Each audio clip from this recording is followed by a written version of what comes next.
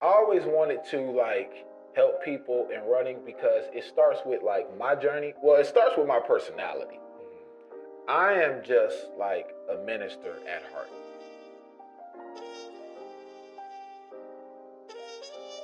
They feel so much, it's like a weight came off their shoulders when you educate them on a proper way to go about things. You know what I'm saying?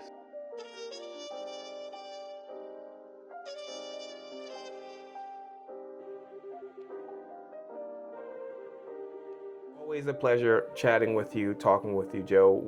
Your reputation goes without saying. You've created rerun. My R's and W's is always a hot mess.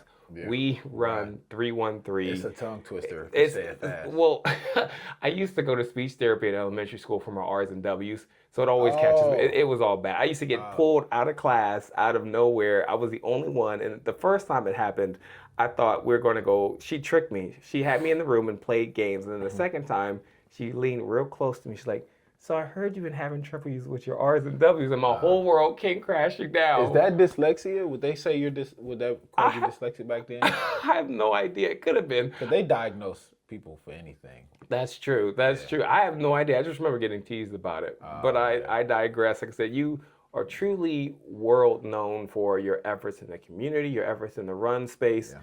And from what I've been hearing through the grapevine, you're taking on a new endeavor around run coaching. Yeah. Let's talk about it. So how did you start to do that? I always wanted to like help people in running because it starts with like my journey. Well, it starts with my personality. I am just like a minister at heart. Like I always, from anybody that watch this, that know me, from elementary school, middle school, high school, I'm always just trying to share information, trying to teach. People used to get on, I used to get on people's nerves. Like, you always trying to tell somebody, you always trying to teach, you always trying to show people something. I'm passionate about teaching. I've spent time in some classrooms. I'm not a teacher, but I've done extra curricular activities at schools, like teaching, helping kids do things. I just always like teaching. So it starts there with me. Like it starts there. Then when I got into running kind of like just kind of stumbled into it. And like most of us, I mean, you know, especially us black people, because running isn't like that prevalent in urban neighborhoods like that. So we stumble into it, right? We don't be having large drawn out cross country programs at our schools like that. Maybe if you're in an urban community, maybe a handful of the schools in that city might have a cross country program. We didn't have one at ours at all. We ain't have one at ours either. You know what I'm saying? So we stumble into running for the most part. But when we stumble into it, it's like this ignorant head bump process where we like, oh, I didn't know I couldn't run in Nike Prestos. Or, oh, I didn't know that I wasn't supposed to run in basketball shorts. I didn't know these things. You know what I'm saying? Right. And we can't get mad at ourselves for it. It's just like we didn't know, because when you grow up in a city, in an urban city, ain't no running stores. None. So you thinking Foot Locker. Foot Locker in the hood, they don't sell running shoes. Like I just started seeing in the D Foot Locker with like Pegasus. That was crazy to me. I recently saw that and I was like, wow. Yeah, they've been sneaking in there, but that's true. But that's one shoe. Yeah. That's one shoe. Now that shoe is a great overall shoe. Like if you had to take all the running shoes in the world and say, okay, I only can sell one, you want to get an overall shoe, right? So okay, they're trying. But back to my point, like that just goes to show like how we have to discover this thing, because nothing in our environment is pro running. Like you said, the schools don't have it all the time. The shoe stores in the neighborhood don't have running shoes. Right. Where do we buy running shorts? There's literally nowhere to buy running shorts or a running tank top. Yeah. Nowhere in the hood, right? So we got this process. And I went through that process of running in basketball shorts or hurting my shins. My shins on fire because I didn't have running shoes. Or my Achilles, my calves is just throbbing because I'm running in the wrong stuff. Yeah. And when I came into knowledge of running through experience and through community and through traveling and through research online and even through literature too, through reading various books, that's when I started to feel like, damn, you know, I can turn back and help that person who was me, who was just like, damn, I want to go for a run today, but I don't know anything about it. Because we get those people at Run Club every day. Yes. Every day. Every time. And I love it. I love to see that person showing up in Air Max 95s and some big heavy shorts and carrying a big gallon water bottle. And I love to talk to them and tell them like, hey, listen, you don't have to do it like that. Mm-hmm. You know what I'm saying? You can have a much more comfortable running experience. You don't have to go about it like this. I love educating those people on the process because they feel so much, it's like a weight came off their shoulders when you educate them on a proper way to go about things. You know what I'm saying? So that's where run coaching started for me. It was more so like on that level. Yeah. Not necessarily, I'm not in love with telling people, all right, today you're going to run 8x400. Like, I ain't in love with that per se. I'm more so in love with bringing people into the knowledge of running. Yes. Shining that light into the dark. Yeah. You know what I'm saying? That makes perfect sense because one thing I always tell people, especially because, again, we in the communities we have back home, and again, I'm guilty of it myself. I definitely started rocking out when I first started running in basketball shorts and a beater. Yeah. That's all I had. I mean, we didn't know any better, but that's the thing. You don't know. It's crazy we all started running like, we all look the same. Right. Because I think that's the beauty of having people like us is just that experience because you don't know what you don't know. Facts. And a lot of people, we running has such a barrier sometimes. And having people looking to go in and help people get into that, it's like getting into the ocean. When you first look on Instagram, you look on social media, you see all these people with all this gear and all this stuff without context a lot of times. Definitely and that's the problem that I have sometimes with the influencer space. And again, nothing wrong or against influencers in general, but I think it's more so those who provide no context to what they're recommending. And we have a lot of people come into run clubs. I'd rather you show up and let us get you to the next step instead of you having to guess. And I think that's where a real beauty of having a personal coach or even a mentor in running, at the very least, to help get you into that. There's a lot of injuries that you can prevent if you just take the time and have somebody willing to give you that time to educate them. I remember one time back home, I was at a run club, and this guy comes up. He was like, I just want to run. There should be no prevention for him to run. But he came in Crocs and he finished and his feet was just, I didn't know until after the finish. He came in, his feet was all bloody just because he's running in Crocs. His feet is cramped up. But I sat and talked to him for a little bit and we ended up being able to work with a partner and got him some shoes. But he said, I just wanted to run. I just wanted to be, I've been losing weight. I was an addict before and running was his escape to get out of that space. And coaches often are that light to really say, hey, we see you starting, let's get you to a healthy relationship with running. So I guess you mentioned another thing too about experience. You've clearly been all over the world, literally traveling and running. And again, your community work with 313.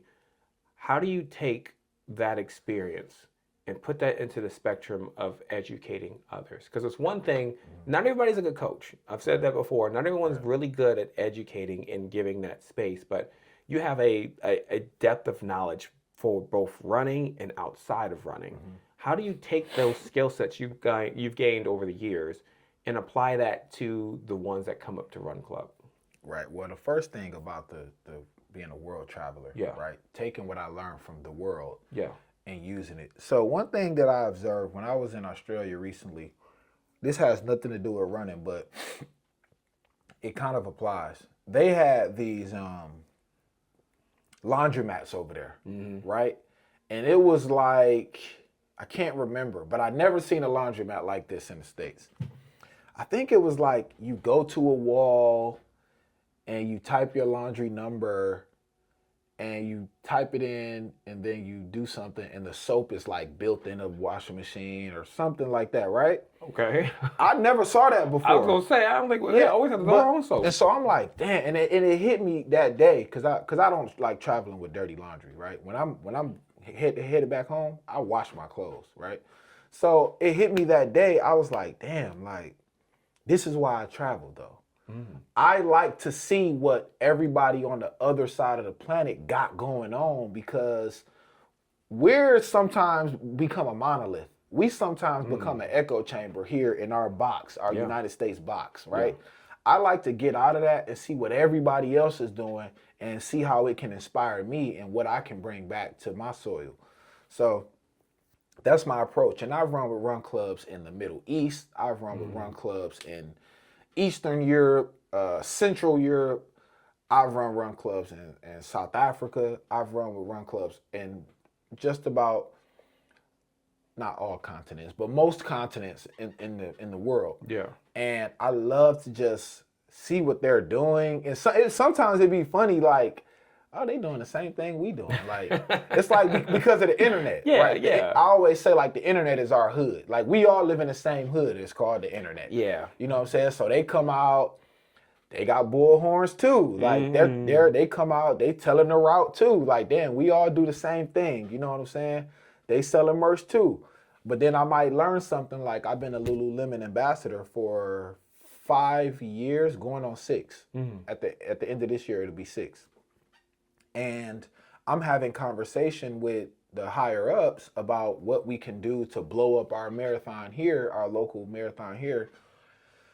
And I'm telling them, like, yo, I went to the Lululemon event in Berlin. Here's what they did. You know what I'm saying? I went to the Lululemon Shakeout event in Scottsdale, Arizona. Here's what I saw there. I went to the one that was in London as well. Here's what they did. And the regional that I'm talking to, the regional manager, she just loved it. She like, wow, you got like this perspective of different things that we can do because she's not a runner. She don't go to these shakeout runs across the world. I do. Yeah. So I know how we can implement and build. So that's one way that I take global information and bring it back home. You know what I'm saying? Yeah. I love that you are willing to learn from others because I think that that's so crucial for coaches, people in general, but especially for coaches who are willing to adapt and shift with the changes. I think because again, we was in Sydney as well, and I feel like just the culture itself when I was there was different than here. It felt like everyone had everyone's back, and I noticed that in the good running spaces that everyone has each other's back, and I think that that's so important for us to help exemplify in those spaces as run coaches, is encouraging others not only to just learn, but teach someone else good information, help someone else, enable them as they go through this journey, because everyone has a different reach. That's the biggest thing that I've learned in that space is I may be able to reach certain people. You will be able to reach other people. We all can't we all have different spaces that we operate in, but there is a different, you're a different person, I'm a different person. You can touch other people the way that I couldn't and vice versa. It's just, there's that everyone has space to eat is the thing. And that's my musician head coming out of me now. It's just, there's enough space for us all to eat, but it's so important for all of us to enable one another with the experiences that we've had. And I think with you, it's encouraging to hear that you've taken something as simple as the coin machine. Well, again, I've never seen a laundry room like this where it has all that stuff dispensed, and just taking simple things like that and applying it to, okay, how can I take that back home? The different aspects of the Lululemon, you could keep that to yourself. Yeah. But I think that just goes into the nature of who you are as a person who likes to teach, as you said, who likes to enable others in that case. Yeah. So with that, I'm sorry, did you have anything? You asked me a second question. Yes. What was that one again? Brian, remember. It'll come back. It'll come back at some point. But I do have a new one for you. What's up? Because as you go into, again, I know you've been in a space for a while, but coaching is a new space for you. New space, right. And I guess my question would be, not guess, but my next question would be, what is your measure of success in that? For me as a coach? Yes. My measure for success in that is the expression on people's faces when they do something that they didn't think that they can do, right? I think that's the ultimate measure. Even if like someone says, "Hey, I want to run under 3 hours," or someone says, "I want to run under 3:30." Yeah. I want to run 3:15, but they run 3:21. Are they still happy with that? You know what I'm saying? Like, Yeah. I want people to, because that's the biggest thing for me. That was the biggest thing for me, and that's why I'm here even talking to you, because that serotonin boost that I got from doing things that I didn't think I could do is what like kept my mind in the right space and kept me away from things like depression or anxiety or these different afflictions that people have. You know what I'm saying? Like just believing in myself or getting that self-esteem boost. I always say, like, man, you don't know you got low self-esteem until you get high self-esteem. And then you look back and be like, damn, I was tripping. You know what I'm saying? I wasn't in the right space. So just to stay on topic, like, I think that is success to me. If I can get a bunch of people to do something that they didn't believe that they can do at one point, that's big, because ultimately that's why I feel successful, is because I didn't think that I could. Okay, so when I first started running, like, first of all, running a marathon was crazy. I didn't even think I could do that. You know what I'm saying? Not only have I done that 16 times at the point of this recording, I've also run under 3 hours more than once. So when I first ran a marathon, my first marathon was 4 hours and 47 minutes, right? I went out there totally uneducated, just like, I had the outfit though. Yeah, I mean, the fit's the best part. I looked sweet, but I was totally uneducated to how everything worked, right? And I actually walked most of it because I was just like hurting, right? And at that day, I didn't think like, man, I could run under 3 hours. I could run under 3. I didn't even know that was a thing. Like, I didn't learn about that until, I don't know when, but I didn't know it was a thing. You know what I'm saying? Yeah. So when I did it, I felt like, damn, I didn't even think I could do this. You know what I'm saying? Like, that's crazy. And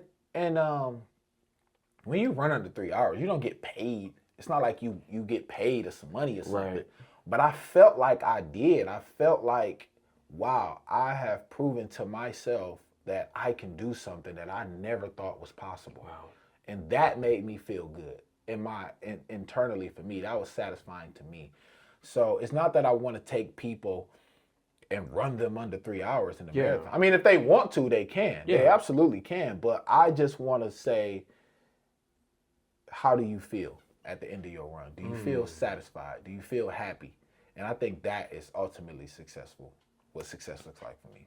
I think that stuff always gets me emotional, just because it's like there is something so beautiful about seeing people do difficult things that they didn't once think they could do. And we've even on the podcast, we've had a series around coaching before and things, but like there's something so beautiful about getting people across the line and seeing that internal joy of watching them accomplish something that they didn't seem feasible, that they thought that, again, I for 12 years, I swore off a marathon. I was a half guy. My first half, I about died because I was woefully unprepared. I'm pretty sure that was the first time I ever bought running gear. Now that I think about it, wow. I still have them. I can shockingly fit them. I still have my first pair of, I think it was Brooks or Under Armour's running shorts. The lining, I had to cut the lining out. And then an Under Armour heat gear vest or whatever, a little sleeveless thing. None of that Listen, stuff no more. I don't even know where that stuff is. I'm shocked I still have it. And I can still fit the shorts. The shorts a little snug now. A little snug. But it was like, I remember when I was doing that and I crossed the line, it was such it was such a great feeling, but I didn't have anyone at that time educating me on how to get through. And now, that's almost 50 or 15 years later from my first to now, just seeing how much growth has came. And there's been people, different coaches, different mentors that have gotten me from barely surviving the first half to doing, a marathon, almost 2 a year at this point now, which is crazy to me. 2 a year? This is 2. I did 2 last year. I'm doing 2 this year. I don't know why I'm making these decisions. I do like 3 a year. See, I don't know. How did we get here? I don't know. I don't know, bro. Even this year, I was 2026. I was like, I ain't doing no marathon. I saw that. I remember seeing. But lo and behold, my calendar got marathons on it somehow, some magic way. I got marathons on my calendar. They be bamboozling us, man. I don't know how it is, but there's beauty in that, and I think that as a coach, seeing your coach do difficult things also gives you that spark of inspiration. But I'm still, it's a good way to put it is, I'm not shocked by your response, but encouraged by your response in the sense that, because again, we met in Sydney, but then I also got to catch your presentation at TRE that you did, and you were in there doing the same thing, enabling communities, enabling people, and essentially coaching them on how to create a successful run club, with partnerships and such too. And it doesn't surprise me that as you start to take on this new branch, so to speak. I'm thinking multiverse timelines. But you've taken this new branch into coaching, but you've been operating in that space for quite some time already. And I think that now you have so many tools in your toolkit to pull from, and differences, or and different experiences, to where I don't see nothing less than success for you. And I think your measure of success is something to be to be admired, so to speak. So I'm lost for words, but a good way. That's appreciate it, man. Because you said it, you hinted at it earlier. In the Black community, we didn't have. I know I didn't have any of that. I had one. I still remember a high school coach. I didn't know there was anything further than a mile. Yeah, I ain't know none of that stuff. Right, I didn't know any of that. You know what I'm saying? Yeah, I was totally ignorant to this whole thing. I did the mile and the 800, and that's all I knew. I got into college, didn't know anything of that nature. I'd go out and just run at the gym, just because I ran high school, but I didn't go anything further than a mile. Then all of a sudden, like half marathons, 5Ks. Right. What's that? Like, I never knew any of that stuff, but it took people investing in me to get me to where I am now. Right. And that's just that joy hits so different. Yeah, facts. I'm telling you. But with that, I guess I think I would have one last question at least for you for now, and it's one of my favorite ones to ask. But let's say you already have this experience as well, but let's take it in the spectrum of coaching, so to speak. You got someone who's brand new. You got someone who's never experienced this space that we've come to love so much. And with your coach hat on, they come to you and say, hey, how do I get started? What do I do? I don't know what I'm doing. What is your one thing you like to recommend, or what would you tell them as they start this journey? My running coach philosophy is built on run easy, run often. That's it. Run easy, run often. And that's phase one, right? Yeah. As you get obsessed with running. Because it's going to happen. Yeah, as you get obsessed and you want to take things to the next level, you want to be in a higher percentile of finishers, so on and so forth, that evolves into run hard, run long, right? But it still goes with run easy, run often. Run easy, run often is the bulk of it. So run easy, run often, that means, I saw people online talking crap about, people always talking about running zone 2. I believe in zone 2. Look, that zone 2 be saving my life. Yeah, I seen some people on threads and stuff talking about, here's why zone 2 doesn't work. And listen, bro, I don't know about none of that. I know it works for me. Yeah. You know what I'm saying? But anyway, like run easy, run often. Running easy is just like you should be able to have a conversation when you're running. You should be able to Back up. You should be able to, what I tell my kids, because I have a kids run club. Yeah. Wow. You should be able to get down. Hey. You should be able to, I tell the kids, you should be able to say the alphabet. You know what I'm saying? And they so funny. Like whenever we start, they start A, B, C, D. It's so funny. Oh, that's amazing. Yeah, but anyway, like run easy, man, and then go out there and do it often. Whatever often looks like to you, whatever often is, like it's often time that you have out of your work schedule. Yeah. Time that you have away from the family, whatever you can do. You know what I'm saying? That's what I would say. I like that. Yeah. I like that. It goes on it goes and plays right alongside a principle of running is simple. Hi, friend. Are we coming up here? Nice. No. That's all right. Come on, get down.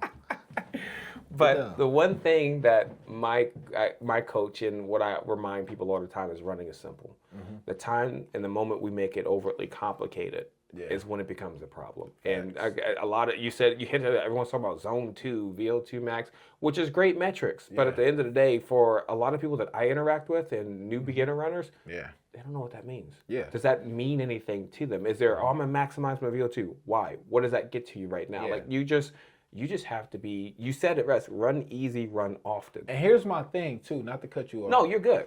Running easy, like when I'm talking to people, I don't say fast or slow. I say easy or hard. Yep. Because first of all, fast and slow is subjective. It's very, you know what I'm saying? Very if it's fast subjective. to you, might not be fast to this person, so on and so forth. So running easy is something we all can understand. Mm-hmm. Running easy, what does easy feel like to me? Easy might feel like an 11-minute mile, a 12-minute mile to someone. Might feel like an 8-minute mile to someone. Mm-hmm. But telling them to run easy allows them to dictate what that is. Exactly. You know what I'm saying? Yeah. So, and that's something anybody, like you don't even have to be a runner to do that. Because most people think, when they think run, or at least when they think run club, they think we out there sprinting and racing. Full sprint, no. Yeah, they be like when I see people out in the street, they be like, oh, I'm going to come run with y'all, but I got to get ready. And I'm like, bro, like our run club is where you get ready. That's where you get ready at. You know what I mean? So, yeah, that's all I want to say. I'm still in that, by the way. It's run club is where you get ready. Yeah, I'm still where in you that. get ready. I'm taking that back home with me. That's for sure. Yeah. But I love that you bring that up. But I'd be remiss without, I do this all the, I'd be remiss without telling you again that I don't need to personally say this. I'm sure the community tells you this, but I think it's important that when we have the opportunity to acknowledge and give people their flowers, we take that opportunity. Mm-hmm. And it goes without saying that you've created, of course, something unique in WeRun313. I got it that time, so that's success. WeRun313. But there comes a sacrifice in the time commitment when it comes to coaching, as you know. There comes a time when you invest into your community, and you could choose to spend your time anywhere else, but you choose to spend it with people who need that space to feel safe in their fitness. You said a run club is where you get ready. It takes an effort and commitment to get them ready. Right. And with people like you there, with people like Asia and all of them, just that whole community that you have fostered there, it goes without saying that you've made impact on both a global scale, but I'm always one, I prefer a boots on the ground kind of thing. You don't have to have all the flashy stuff. You don't have, if you never see me again, if there's the one person that came to Run Club that one random day goes and just runs the next day and feels good about it, that's success. Facts. And that goes alongside with where your measure of success is. But you've been doing this in this space for so long. So I personally want to say thank you for all that you do. Thank you for your commitment, your time, your heart that you put into this entire space in so many different spectrums. Right. And even though you're technically getting into the coaching space now, you've been coaching and enabling people for years. For years, yeah. For a long time. And it's just a natural fit for you. And I think there's no better person to get into that than you. So I wish you all the, I know it's not even wishing you success because you already are successful and you're going to continue to be successful. And we see the fruits of your labor. So I can't thank you enough. And even personally speaking, you've inspired me just even from the first times we met to, again, just your demeanor and the heart to help others. A servant's heart is what I always lean to. Coaches always have a servant's heart. Not everyone has that. Not everyone has that ability to be a servant. You could be as selfish as you want. It'd be nothing wrong to just run races on your own and do your own success.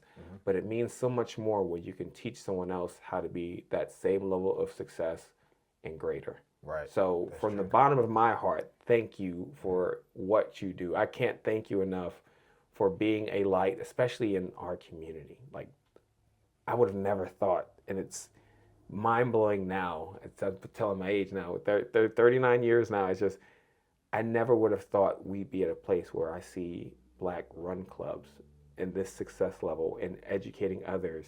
Because again, I always get asked, what are you running from? To now it's like, what's the next race you want to do? Right. And it's so, people like you have helped create that space globally. So thank you so much for this. Absolutely. Thanks for coming, bro. No, I appreciate you, man. Yeah.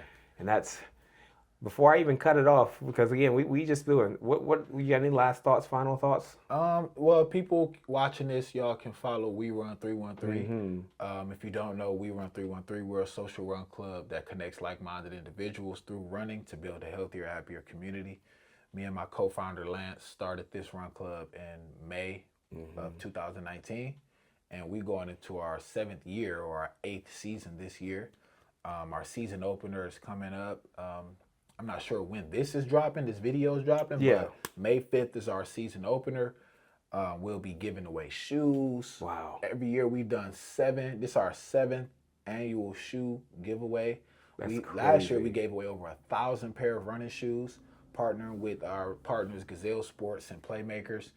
And we make sure the Detroit community get running shoes because there's no place to get them in the inner city of Detroit at no cost. That's crazy. For our people at no cost. All you got to do is sign up in our link in our bio, put your name, basic information, shoe size, pull up to the event, get your running shoes, and come run with us at WeRun313 this year. I think I'm gonna pull up to that. Yeah. I think I'm gonna pull up to that. Yeah, you gotta come. You gotta see how it works out, bro. We get you some shoes, whoever you bring. Yeah, we're gonna bring a whole crew from Columbus. I think we're gonna try to Yeah. do that. We love it. But again, dude, I can never thank you enough. Yeah. I appreciate absolutely. you. Yeah. Thanks, bro. Of course. Yeah.